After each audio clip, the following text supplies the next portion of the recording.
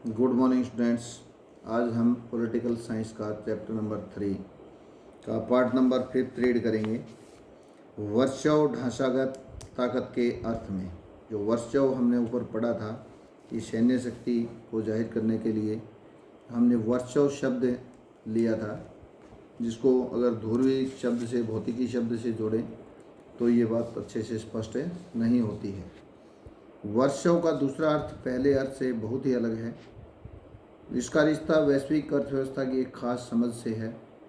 इस समझ की बुनियादी धारणा है कि वैश्विक खुलेपन को कायम रखने के लिए वैश्विक अर्थव्यवस्था में अपनी मर्जी चलाने वाला एक देश ऐसा भी जरूरी है जो अपने मतलब की चीज़ों को बनाए और बरकरार भी रखे।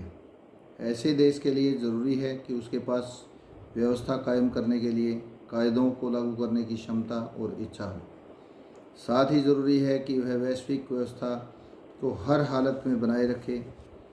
दबदबे वाला देश ऐसा अपने फ़ायदे के लिए करता है, लेकिन अक्सर इसमें उसे कुछ अपेक्षित हानि उठानी पड़ती है।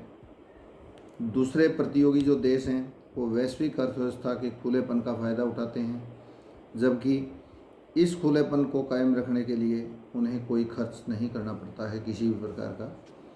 वर्चस्व के इस दूसरे अर्थ को ग्रहण करें तो इसकी जो झलक है वो विश्वव्यापी सार्वजनिक वस्तुओं को मुहैया कराने की अमेरिकी भूमिका से मिलती है। सार्वजनिक वस्तुओं से आशय है ऐसी चीज़ों से है जिसका उपभोग कोई एक व्यक्ति करे तो दूसरे को उपलब्ध इसी वस्तु की मात्रा में कोई कमी नहीं आए। स्वच्छ वायु, सड़क सार्वजनिक वस्तु के उदाहरण हैं। वैश्विक अर्थव्यवस्था के संदर्भ में सार्वजनिक वस्तु का सबसे बढ़िया उदाहरण समुद्री जो व्यापार मार्ग होता है ये है। समुद्री व्यापार मार्ग को सी लेन ऑफ कम्युनिकेशन, समुद्री व्यापार मार्ग के नाम से इसको जानते हैं, सी लेन ऑफ कम्युनिकेशन को, जिसका इस्तेमाल व्यापारिक जहाज़ करते हैं। जो समुद्री जहाज़ हैं वो इसका इस्तेमाल करते हैं। खुली वैश्विक अर्थव्यवस्था में मुक्त व्यापार समुद्री व्यापार मार्गों के खुलेपन के बिना संभव नहीं होता है। जो समुद्री व्यापार मार्ग हैं उनके खुलेपन के कारण ही ये चीज़ें सारी संभव हो पाती हैं। तो वैश्विक अर्थव्यवस्था का जो मुक्त व्यापार है, खुला जो व्यापार है, वो समुद्री व्यापार के खुलने के कारण ही संभव होता है।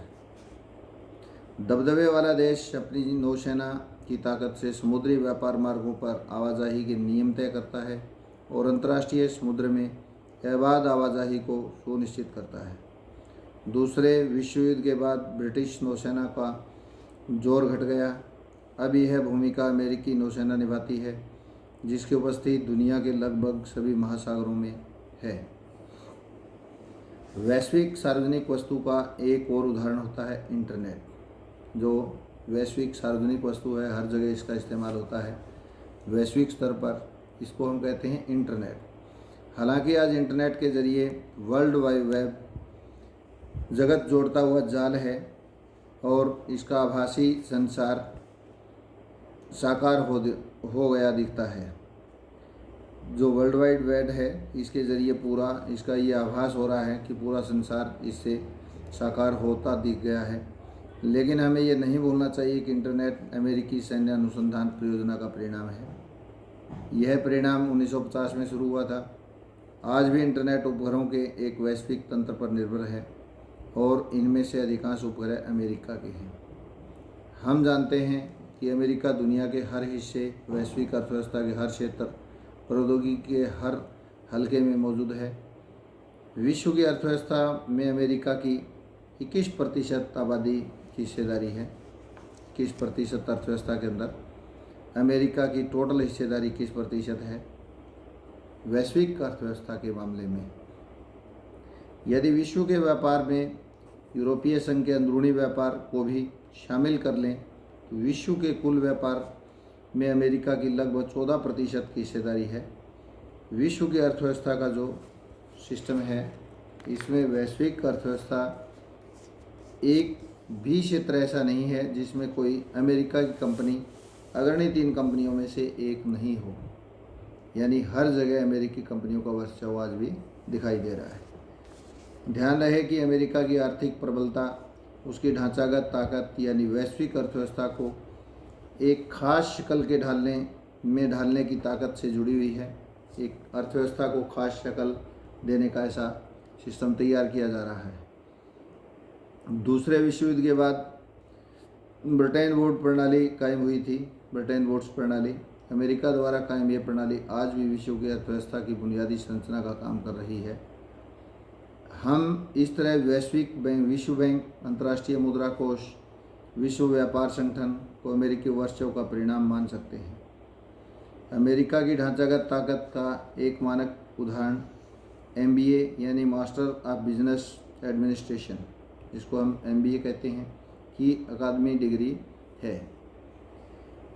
ये एक अकादमिक डिग्री है और विशुद्ध रूप से अमेरिकी धारणा है कि व्यवसाय अपने आप में एक ऐसा पेशा है। यह एक ऐसा व्यवसाय है जो अपने आप में एक पेशा है, कौशल पर निर्भर करता है, बुद्धि पर निर्भर करता है और इस कौशल को विश्वविद्यालय में अर्जित किया जा सकता है।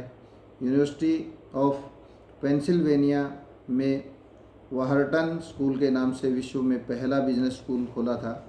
इसकी स्थापना सन 1881 में हुई थी।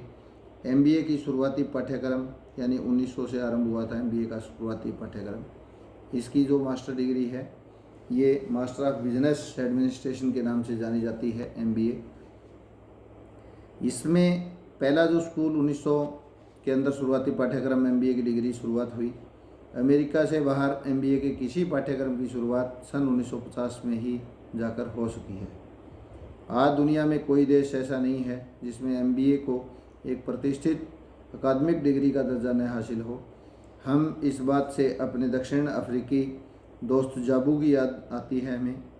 ढांचागत वर्चस्व को ध्यान में रखें तो यह बात स्पष्ट हो जाती है कि जाबू के पिता क्यों जोर दे रहे थे कि वह पेंटिंग की पढ़ाई छोड़कर MBA की डिग्री कर ले। जो हमने पहले 3 छात्रों के बारे में पढ़ा था, उनमें नंबर 2 पर एक छात्र था जाबू, क्योंकि उसके पिता चाहते थे कि वो MBA की डिग्री करे, लेकिन जाबू चाहता था कि वो पेंटिंग की पढ़ाई छोड़ करके MBA ना करे। वर्चस्व सांस्कृतिक अर्थ में अमेरिकी वर्चस्व को शुद्ध रूप से सैन्य और आर्थिक संदर्भ से देखना भूल होगी।